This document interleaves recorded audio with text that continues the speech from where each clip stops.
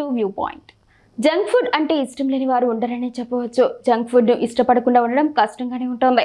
సమోసా, వడాపావ్, మోమోస్ వంటి రుచికరమైన పదార్థాలు ఆకర్షణీయంగా కనిపిస్తాయి. అయితే వీటిని తినడం వల్ల శరీరంపై పడే ప్రభావాన్ని అర్థం చేసుకుని సమతుల్యం పాటించడం చాలా ముఖ్యమని పోషకాహార నిపుణులు సూచిస్తున్నారు.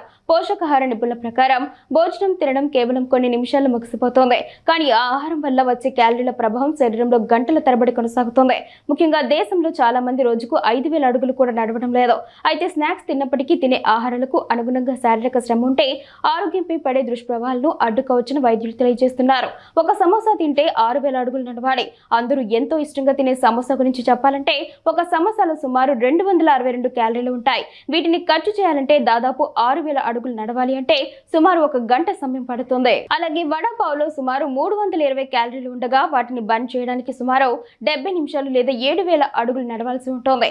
మోమోస్ కూడా తేలిగ్గా కనిపించినా ఒక ప్లేట్లో దాదాపు 360 క్యాలరీలు ఉంటాయి. ఆహారాలు తినండి, క్యాలరీలను ఖర్చు చేయండి.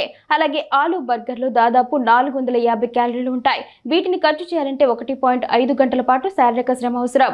చోలే భటూరే అయితే ఇంకా ఎక్కువ, సుమారు 600 క్యాలరీలు ఉండి వాటిని పూర్తిగా బంద్ చేయడానికి దాదాపు 2 గంటలు లేదా 12,000 అడుగులు నడవాల్సి ఉంటుంది. ఇక సాధారణ పరిమాణంలో ఉన్న పిజ్జా అయితే దాని క్యాలరీలను ఖర్చు చేయడానికి రోజులో సగం సమయం వరకు శారీరక శ్రమ అవసరం అవుతుందని నిపుణులు హెచ్చరిస్తున్నారు. అయితే ఈ ఆహారాలను పూర్తిగా మానేయాలని కాదు, కానీ అవి శరీరంపై చూపే ప్రభావాన్ని తెలుసుకొని నిర్ణయం తీసుకోవాలని పోషకాహార నిపుణులు సూచిస్తున్నారు. సమోసా తినాలనిపిస్తే తినండి, కానీ దాన్ని తినడం వల్ల వచ్చే క్యాలరీలను ఎలా కరిగించాలో కూడా ఆలోచించండి అని వారు సూచిస్తున్నారు.